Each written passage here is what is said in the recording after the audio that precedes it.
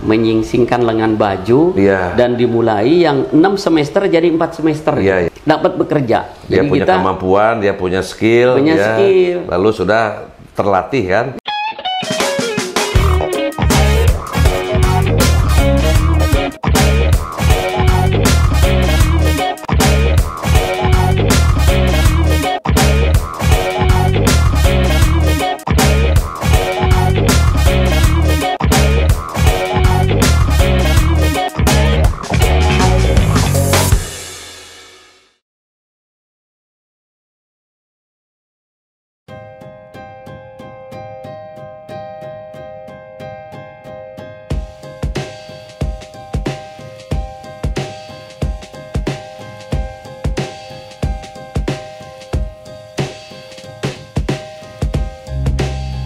Jadi saudara-saudara Budi dan seluruh penonton ya Budi Budiman Channel di sini sangat cukup dikenal di kota Tasikmalaya dan Priangan Timur ada namanya KBIH Al-Amin. Nah ini ceritanya gimana sampai jadi KBIH ini? Ini menarik sekali Pak Haji ya, Masya Allah.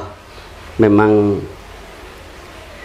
apa ya Allah katakan di dalam Al-Quran Pak Haji. Bismillah. Allah mengatakan dalam Al-Quran walladzina jahadu fina lanahdiyannahum subulana gitu ya. Kalau orang sudah jihad di dalam jalan Allah itu akan dibukakan jalan-jalannya untuk menuju itu gitu ya. Ya. Dimudahkan itu ya. Pada waktu tahun 98 ya. Nah, saya 95 dulu ya. 95 itu saya ngurus haji, ngurus umroh itu di Bandung Pak Haji. Dengan Pak Dedi Budiman Garna. Garna Group lah itu ya. 95. Bapak udah pulang dari dari Kairo itu saya kegiatan yang ini di Bandung. Di Bandung 95. Pada 98 Teteh Kang Muhsin itu mau berangkat haji. Nah, ke bapak saya ngomong, Pak, saya Teteh dengan Kang Muhsin mau dibawa dari Bandung. Bapak pada waktu itu, ulah, jangan. Pokoknya berangkat di Tasik, gitu. Jadi kenapa Pak? Orang sini, lingkungan sini banyak yang mau berangkat. Bisi pajarkan orang mung kapiluan. Bapak ya, pikiran anak lain. Mung kapiluan tidak mau bersama-sama. Ya, gitu ya. Mai kolot mah panjang kan pikiran anak. Sudah saya nggak apa-apa. Saya daftar dari Tasik. Tadinya mau pakai NH Plus kan itu dia di Bandung. Saya daftar dari Tasik 8.800.000 masih ingat saja itu pada waktu itu. Itu tahun 98. Saya karena tahun berapa waktu itu? 97 ingat 7.200.000. Ya, pada 98 8.800.000 itu ya. Udah ternyata Masya Allah betul apa yang dikatakan Bapak. Yang pertama nelpon itu Pak Kiai Haji Ending Abdul Qadir. Haji Ending.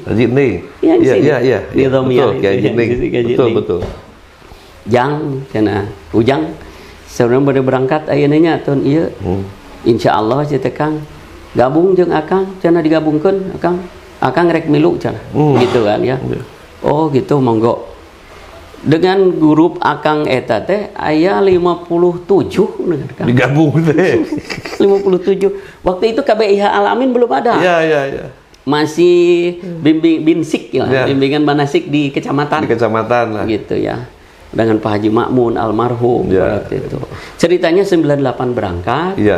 Masya Allah, begitu pulang Pak Kiai Haji Ending tuh Kang Haji Ade Oke gitu kan, itu mendesak di sini mobil khusus ke Bapak. Biasanya ulah diizinan dari di Bandung, di Tasik sana. Bikin bimbingan. Mohon gitu kan, bikin bimbingan gitu ya. Udah, bikin aja di sini katanya gitu. Nah pada waktu itu Pak Kanwilnya kebetulan Pak Haji Ikmakib itu suka berbarengan temus di Saudi. Jadi tahu persis gitu kan. Nah, udah 99 kan perma itu chaos tuh. Ekonomi chaos ini. Moneter ya. 98 99. Pak Harto ini. Betul. Nah, tahun 2000 baru pada waktu itu ya kita dirikan KBIH itu dan dengan ini juga. Jadi berbarengan. Hampir berbarengan, dekat. Iya. Duluan ini peresmian dulu. Iya, berbarengan. Pesantren dulu. Tapi masih tahun yang sama lah. Masih tahun yang sama.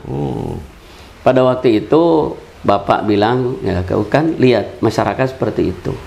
Jangan responnya lari. masyarakat. Ya, jangan lari dari masyarakat, gitu kan. Pokoknya udah di Tasik. Ya siap Pak. Saya telepon Pak Ip Makib, kata Kang kia. Nyasok kira-kira tanda tangan kan dia gitu begitu sok weh. Nah begitu ini kan yayasan namanya yayasan Islam Ciwulan, Yayasan Pendidikan Islam Ciwulan namanya teh. Pertama teh. Namanya awalnya teh. Yayasan Pendidikan Islam Ciwulan. Karena Sungai Ciwulan ini. Ya gitu. Jadi ini nama Ciwulan itu sebelah lembaga pendidikan ini nempel adalah sungai besar ini Sungai Ciwulan. Dan perusahaan juga perusahaan bordir Ciwulan. Gitu. Pada waktu itu Pak Ik Makib cenah masa KBIH Ciwulan cenah teu pantas cenah gitu kan pada waktu itu. Iya rek dirobah moal ngaranna cenah gitu. Ya akang rek ka Riau gitu rek MTQ cenah gitu. Sok di ayeuna rek ditanda tangan namana naon. Kudu ayeuna eta iya cenah ayeuna. Abdi spontan kan. Teu musyawarah sareng sepuh teu kana. Al-Amin, guys, bismillah. Mulai perubahan moal, Al-Amin lah gitu.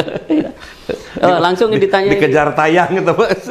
Sok cenah ku akang ditanda tangan ayeuna keburu berangkat ka ieu. Jalan we pokona mah cenah KBIH mah, jalan we gitu ya. Nah, Masya Allah berjalan ternyata terus Kang. Terus meningkat. Nah, pada waktu itu Kang, alhamdulillah ini jadi dakwah gitu ya. Dulu itu kan KBIH di Tasikmalaya itu dapat satu rombongan. Susah satu rombongan itu kan. Paling tinggi 2 rombongan gitu kan. Itu tahun berapa? Itu 2000-an. Mulai pertama. Sekarang 2000-an tuh masih Asurur kan. Asurur dengan Makmun ya. Al-Firdaus gitu kan. Baru 3 itu kan. Dan kepercayaan masyarakat tuh kecil sekali kepada KBIH itu gitu ya. Nah, udah kita pada waktu itu berjalan, ternyata kita optimalkan bagaimana tugas kita dan kita pada waktu itu nggak minta uang bimbingan. Karena pada waktu itu nggak mematok uang bimbingan. Bapak amanatnya ulah pepulung memeh mantun kade. Gitu kan. Keun masyarakat ge da apaleun. Gitu. Pokoknya kita bekerja yang benar. Gitu. Digawe we heula gitu ya, gawe gitu kan. Nah, udah gitu Masya Allah ternyata datang. Nanti kan orang lain berpikir kenapa Al-Amin ini baru tapi lebih banyak jemaahnya dari saya. Oh ternyata saya harus memperbarui diri. Apa yang dilakukan Al-Amin harus saya lakukan. Nah akhirnya jadi dakwah semua. Sekarang Pak Haji hanya 3-5% yang tidak ikut bimbingan. Iya betul. Kota Tasikmalaya apa Kabupaten Tasikmalaya? Jadi yang 95-97% sekarang ikut bimbingan masyarakat gitu karena ada lebih penguatan lah karena mau ibadah haji betul-betul ingin wajar lah bagaimana ibadah yang lebih sempurna itu kan sehingga sekarang membutuhkan penguatan daripada pembinaan persiapan untuk berangkat haji maupun umroh. Nah, antara haji dengan sekolah itu efek dominonya di situ saling melengkapi. Itu Haji, saling melengkapi. Gitu. Ada ngepek. Ada ngepek gitu kan. Ada ngepek gitu. Walaupun memang kesibukan bertambah lah. Walaupun dan kantor tersendiri kan saya lihat. Tersendiri. Karena memang kita harus jangkau yang di kota. Jangkau yang di sebelah sana gitu kan. Ada yang di ini. Ya, kabupaten juga kan pada waktu itu. Pak Makib ini, Pak Kanwil. Karena saya pernah ikut bimbingan haji dan umroh waktu berapa kali, 2 kali, alhamdulillah gitu kan. Saya merasakan lah. Jadi profesionalisme bimbingan haji dari Al-Amin, mampir dulu ke Turki pernah kita. Dan Kang Haji ini sedikit sekarang kondisi hari ini. Karena saya lihat udah berapa ribu lah alumni KBIH Al-Amin, baik haji maupun umroh. Ini nggak apa-apa lah, gambaran saja kondisi hari ini kan lagi COVID, hampir mau 2 tahun ini tidak ada yang berangkat haji dan umroh gitu kan, informasi saja mungkin. Kondisi hari ini mungkin bertanya kapan lagi berangkat haji. Kan waiting list banyak kan? Ya. Ya waiting list tetap apakah masih diterima atau yang umroh kapan ini? Mungkin bertanya, mungkin gambaran tidak hanya Al-Amin saja, informasi dari Kementerian Agama juga mungkin bisa didengar oleh masyarakat umat Islam khususnya. Oke. Bahkan kami hari Kamis besok yang akan datang itu akan mengumpulkan para calon jemaah umroh.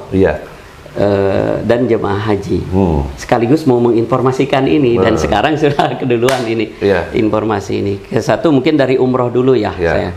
Dari umroh itu begitu ada aturan pertama 1 malam di Pondok Gede keberangkatan, kemudian masuk ke Madinah misalkan atau ke Jeddah, karantina di situ 4 malam 5 hari. Nah, setelah itu ditambah 2 hari di Madinah, itu hanya 2 hari aja. 2 hari itu untuk ziarah dan untuk besoknya persiapan masuk ke Mekah. Nah, di Mekah bisa 4 malam. Nah, kalau itu lulus, alhamdulillah sehat-sehat semuanya. Ya, pulang di swab dulu kan, di VCR dulu. Kemudian ada asuransi juga sekarang mah. Ada asuransi. Asuransi. Kalau misalkan jemaah mau pulang ternyata positif. Kemudian dia harus diam di sana. Nah, itu sudah di-cover dengan asuransi. Asuransi untuk membackup selama di Mekah. Ya, di Arab lah. Di Arab lah gitu kan. Karena bisa saja, mohon maaf itu kan terjadi tadi. Mau berangkat di swab positif. Nggak diberangkatkan. Lalu asuransi itu untuk mengcover biaya selama karantina lah, pengobatan gitu kan. Gitu. Begitu juga kepulangan. Nah, dihitung-hitung itu sekarang aturan pemerintah kemarin kan harus di hotel kan gitu. Dan sementara kami menyarankan kenapa di hotel, kenapa tidak di asrama haji. Gitu ya. Keberangkatan 1 malam di asrama haji, kepulangan juga asrama haji. Kalaupun nanti ada beban yang diinikan, jadi kembali uangnya itu ke asrama haji. Ke asrama haji itu ke haji dan umroh lagi kan. Balik lagi ke sana. Kemudian murah lagi kan gitu. Nah, kalau hitungan nanti ke hotel bintang 4, bintang 5, itu jatuhnya 6 jutaan. Selama 7 malam. 7 malam. Pulang itu? Pulang. Karantina. Nah, sekarang Pak Luhut Panjaitan dia ngomong 4 malam sekarang mah gitu kan. Berkurang. Nah, tapi kita lagi menunggu kapan ditetapkannya karantinanya itu di asrama haji. Belum ini. Belum. Sedang berproses semua.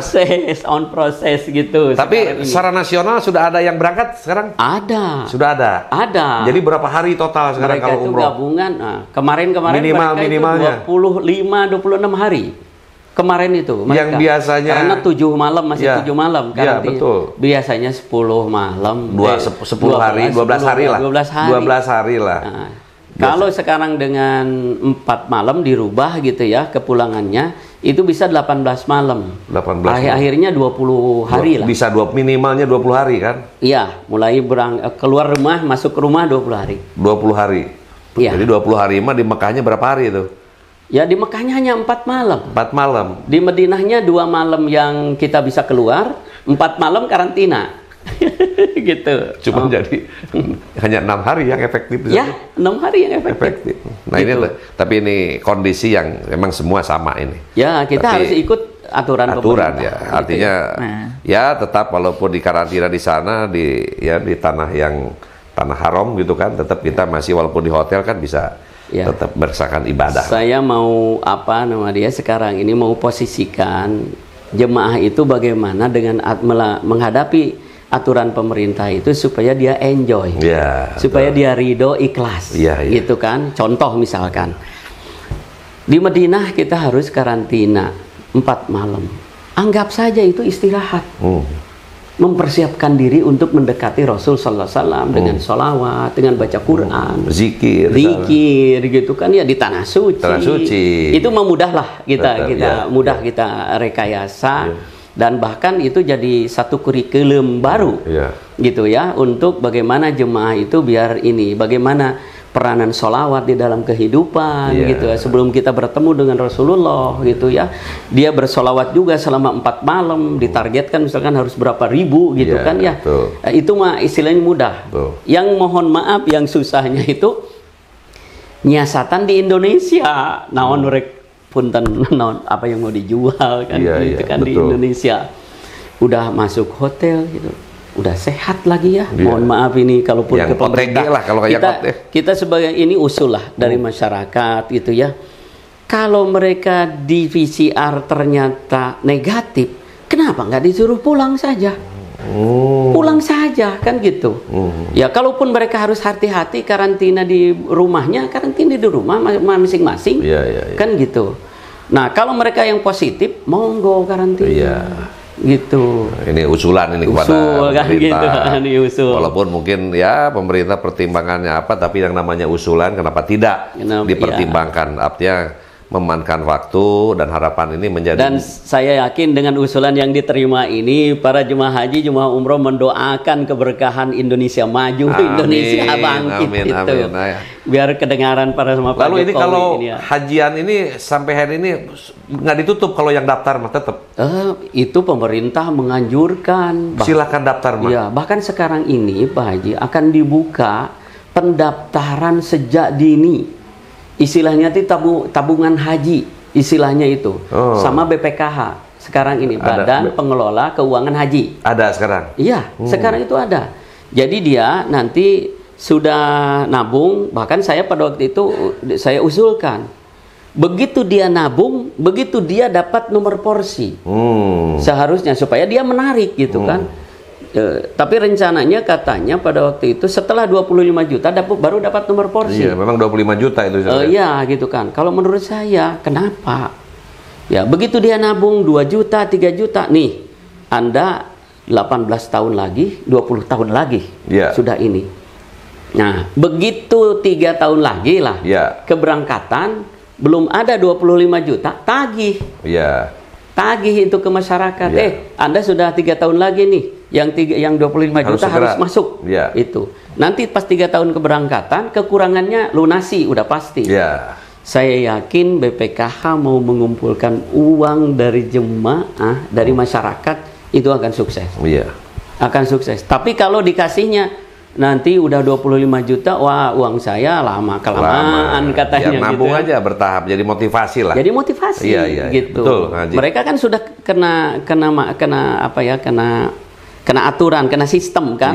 Dari sistem itu dia ada pendidikan untuk nabung, ada keridoan, ada keikhlasan, juga uang ini terus bisa, masya Allah, bekerja dengan baik kan gitu, sesuai program BPKH. Betul. Ya, jadi kalau sahabat-sahabat umat Islam ya, kalau kita bisa mendengarkan yang ada keinginan melaksanakan berangkat haji pun umroh, jadi ternyata kita hanya ini kalau haji di stop nggak, ternyata tetap daftar itu jalan terus. Terus. Hanya mungkin gambaran saja berapa tahun, kalau nggak salah 15 tahun berapa ya?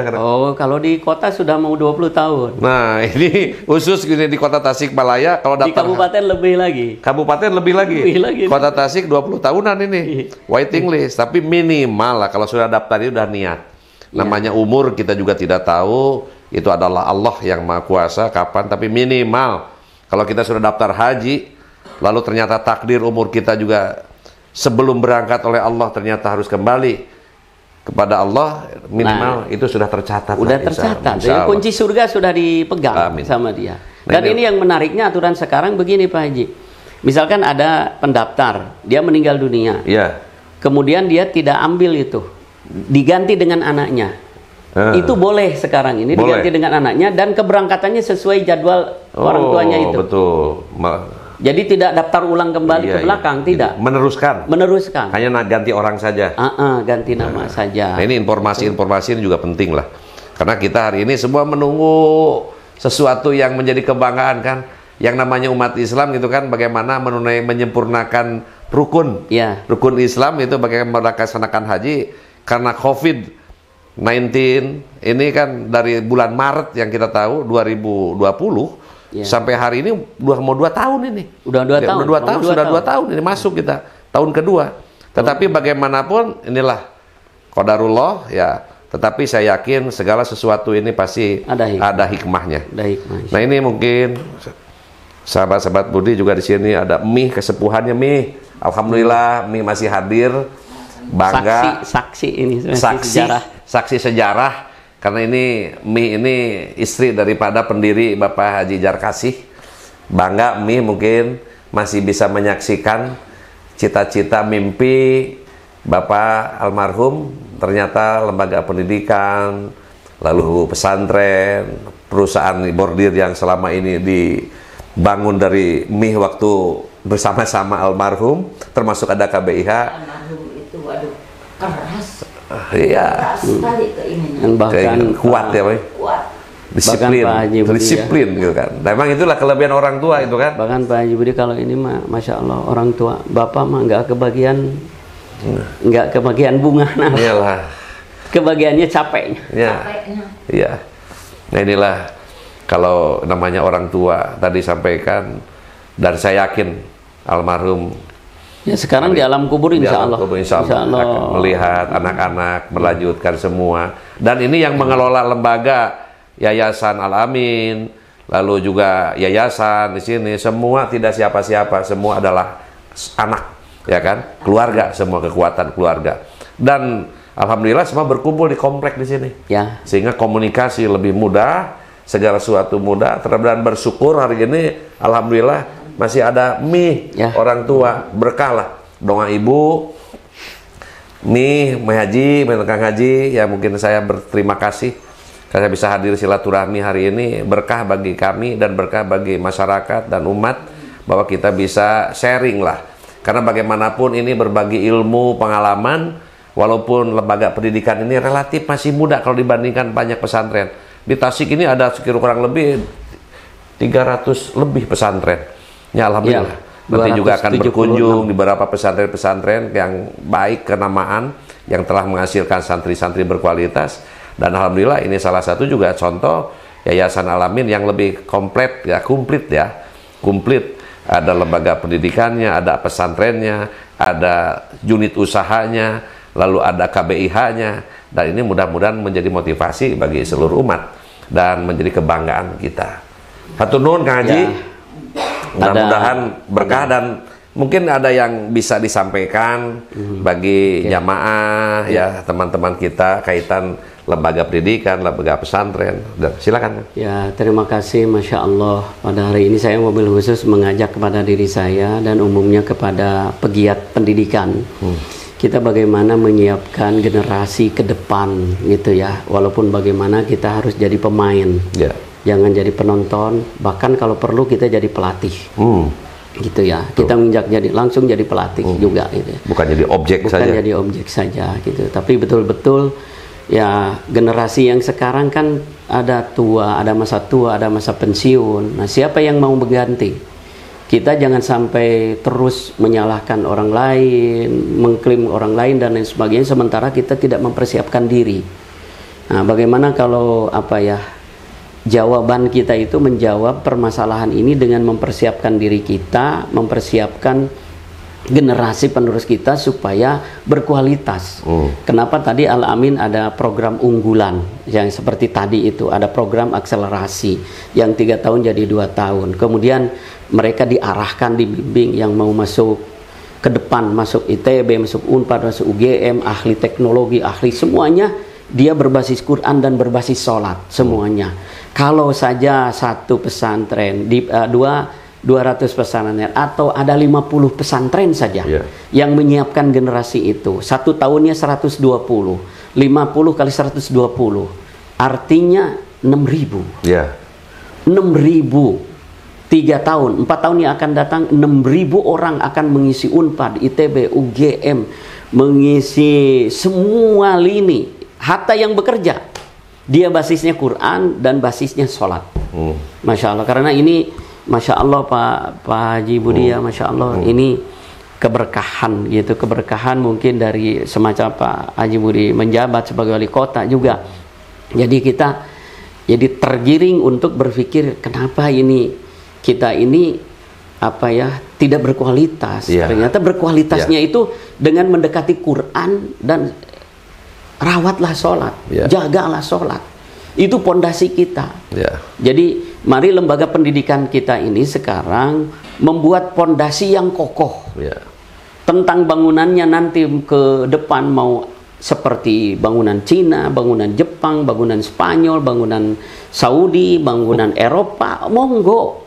Kalau pondasinya sudah kuat, kalau Qurannya sudah kuat, kalau sholatnya sudah kuat, Itu bisa kita.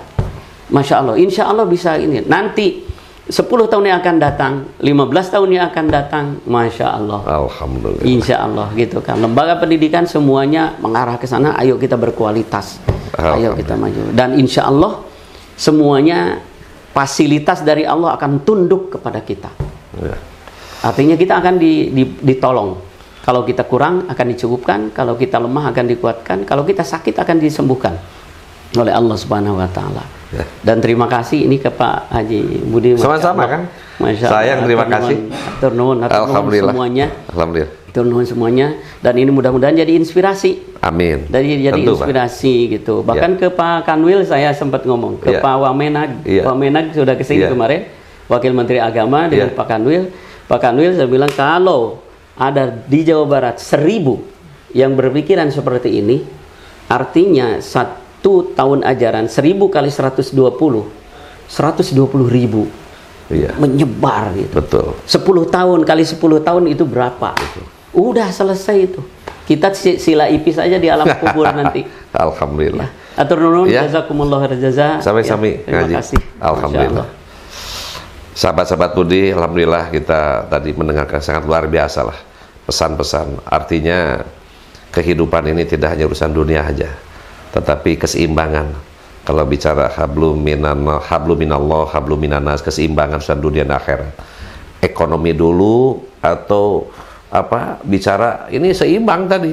Artinya kalau selama ini kita seimbang urusan dunia dan tidak lupa semua adalah kembali kepada yang maha kuasa, Allah Subhanahu Wa Taala, Tuhan yang maha kuasa, insya Allah hidup ini akan menjadi keberkahan. Itulah mungkin. Terima kasih kita bisa silaturahmi di keluarga besar Yayasan Pendidikan Al-Amin. Mudah-mudahan kita selalu mendoakan lembaga pendidikan ini selalu mendapatkan berkah dari Allah Subhanahu Wa Taala. Demikian, terima kasih. Assalamualaikum warahmatullahi wabarakatuh.